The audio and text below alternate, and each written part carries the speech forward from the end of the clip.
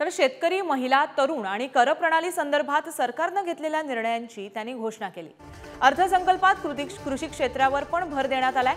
दुग्ध उत्पादक शेतकऱ्यांसाठी सर्वसमावेशक कार्यक्रम आखला जाणार आहे। या संदर्भात शेतकरी नेते पाशा पटेल यांच्याशी बातचीत केली आमचे प्रतिनिधी धनंजय दळवी यांनी। पाहूया। केंद्रीय अर्थमंत्री निर्मला सीतारामन यांनी आज अंतिम अर्थसंकल्प सादर केलेला आहे। यात महत्त्वाचा भाग होता तो म्हणजे शेतकरी, आणि या सगळ्या संदर्भात बोलण्यासाठी आपल्याबरोबर शेतकरी नेते पाशा पटेल आहेत। सध्या पूर्ण बजेटमध्ये माझ्या दृष्टीने मी गेली 40-45 वर्ष शेतीमध्ये काम करतो आणि आता शेतीमध्ये ज्या समस्या तयार झालेल्या आहेत त्या समस्याच्या संदर्भामध्ये नेमकं या बजेटमध्ये काय मांडलं गेलंय हे आपल्याला गंभीरपणे बघणं गरजेचं आहे।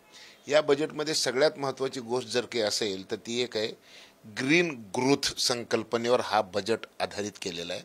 आणि या बजेटमध्ये 2070 ला कार्बन झिरो करण्यासाठी ज्या गोष्टी करणं गरजेचं आहे त्या गोष्टीच्या संदर्भामध्ये लक्ष केंद्रित करण्यात आलेलं आहे। जर समजा कार्बनचं प्रमाण 422 ppm झालेलं आहे, मी तुमच्या माध्यमातून, मी पुढारीच्या माध्यमातून सर्व पक्षाच्या नेत्यांना एक गोष्ट विचारू इच्छितो की 450 ppm कार्बन झाल्यानंतर माणसाचं पृथ्वीवरचं राहणं अशक्य होणार आहे।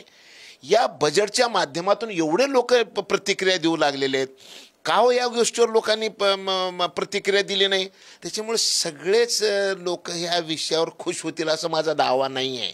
हा विषय अवघड आहे हे स्वतः पंतप्रधानांनी मान्य केलेलं आहे। आणि उपमा काय दिलेली आहे, स्कूटर घुमाना आसान है, रेल घुमाना कठिन है, किसानों की समस्या रेल की तरह है।